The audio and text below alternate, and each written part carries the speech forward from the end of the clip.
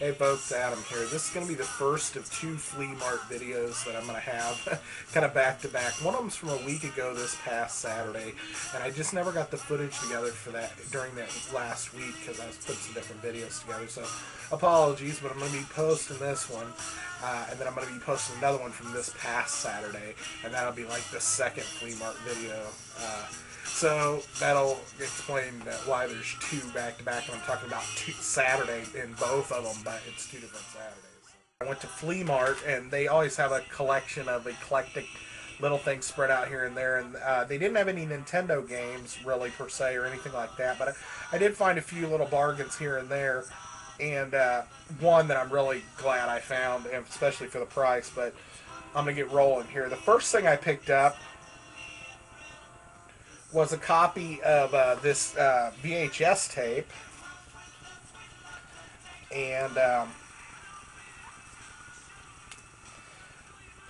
you're like, VHS tape, and I'm like, yeah, I know, but I picked up this copy of Donkey Kong Country's The Legend of the Crystal Coconut, and it's actually looks to be in really good shape. I mean, the tape is in really fine shape. I don't think they really watched it a lot or anything. It was produced in 1997, and it is licensed by Nintendo. It says this program is based on video game characters made by Nintendo. All rights reserved to Nintendo. The characters appearing in the program. Da da da da. So it's an officially licensed Nintendo thing. So I thought it was kind of cool. I'm gonna hang on to it. Don't know how much play it'll actually get, but I thought it would look decent with other collectibles. And shopped around a little bit, found the odd Nintendo game here and there, but most of them I already have, or they're sports titles and stuff that I'd rather look for. They weren't no clip or whatever, and didn't see anything I wanted to pick up as far as Nintendo games, except for this one, and I'm going to show it probably last. The next thing I ran across was a copy of Crazy Taxi. It's the All-Star, Sega All-Stars version versus the normal Black Label version, but it does have the instruction book, and it does have the disc. The disc is a little swirly, but it's not deeply scratched, so I'm sure it'll play fine. I paid $3 for it, and I'm probably going to put it in a new CD case. But I was like, not bad for $3, because I've seen this for like 8 or 9, even the All-Star version. A vintage stock for 8 or 9, and I hadn't picked it up, and I'd seen Lefarius and a couple other people do gameplays on Crazy Taxi and thought it might be cool, so I was keeping an eye out for it, and happened to stumble across that copy today for $3, so I was happy with that. And a second Sega CD game I picked up, not Sega CD, sorry folks, a Sega Dreamcast game I picked up, is this one here, and it is tee off. It's golf. I'm sure it's, you know, who knows how great or not great it is, but it is complete. This guy had it taped shut. Used, but I think it'll play fine. And he only wanted $1 for it. So I was like, $1 for a complete Sega Dreamcast game is right up my alley. So I got that and Crazy Taxis. That adds 2 more to my Sega Dreamcast total, which is in the 30s. I think I have 30-something, so I don't think that put us over 40. Next booth that I found something, I was in there for probably an hour looking around, folks, and you've really got to hunt through some junk to find anything worth a damn. But the next thing I ran across, and this was kind of cool, it was $4.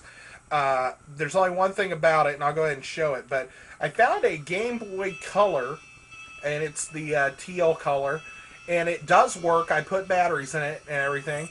The screen is in pretty great shape. There's one little spot where it might be a little, I don't know, I'm really going to buff on it and see how it ends up panning out. The other thing is it's missing the battery cover on the back, so I'm going to have to find a battery cover. I don't really care if it's teal, but find a battery cover for the Game Boy Color. I don't see too many of those around, so if I come across a broken one or something for cheap, I'll probably pick it up just some battery cover. I don't know how much those battery covers cost. I'm sure it probably costs more than $4 just to get a dang battery cover for it, so I don't know that I'm worried about that per se, but it does work, and it looked pretty nice when I was playing it. So I didn't have any problem with the screen or anything. The next thing I picked up is, and that's what I'm saying, see how eclectic the junk I picked up is already? The next thing I picked up was $2.75. It's a plug-and-play Atari, but it's the paddled version. This sucker sometimes can go for as much. I paid $10 for one of these loose a while back, and ended up giving it to my sister because she really likes Super Breakout. It does work. The light is coming on, and I think these batteries are getting low because the light will kind of come and go. But I haven't played it yet. But the knob itself feels real smooth, and I know how this plays because like I said, I just bought one of these not too long ago for $10, I think. So this was only $2.75, not $25, and it's a plug and play. I think it's got about 10 games on it or so. It's got a Super Breakout, Circus, a few different ones. I'm not sure what ones use the paddles offhand. So that was $2.75, and then this is the last thing I picked up. I really hope this guy starts getting some more of these to come along because I was surprised that he had it, and I was surprised at the price. I picked up, without further ado, a boxed copy of Castlevania 2 Simon's Quest, and it was $4. This one does not have the instructions, but I have a copy of instructions for Simon's Quest already. So now I have a complete copy, which is awesome. I was surprised he only wanted $4 for it. I probably would have paid up to 10. I don't know, maybe even 12. Whom I can. Once you buy them boxed with shipping and everything, they're usually $12 or so. So the box is a little bit worn along the bottom, but it hasn't been crushed, and it does have the game in it with the styrofoam and both of the fold-out tabs and a sleeve. Nintendo sleeve and the styrofoam thing. And copy of Simon's Quest. And this copy, I think, is original to this box because it looks in pretty good shape. And that's what I picked up. And for $4, that I think that's going to put me at 40 for the box Nintendo list to this point. So $4 for Simon's Quest box, which I was happy about. And that's what I picked up. I spent more time in there than I did money. I think I got out of there for 4, 8, 9, 11, 12, 13, 14, 15. I got out of there for under $20 for all that stuff. And so I was cool with it. And I had a good time just shopping around. Sometimes it can get a little weary looking through all those booths. You're like, And it does take a little bit off the impulse buy, because when you go into those booths and they got their stuff, some of them have merchandise cabinets where they're locked, and you got to go up to the front at the Flea Mart and ask the guy that you need something out of a booth. He'll say which booth, he's got to get the keys. He brings back this huge ring of keys about that big around with all these fucking keys on it. He's sitting there for 10 minutes trying like 5 or 6 different keys before he gets it open.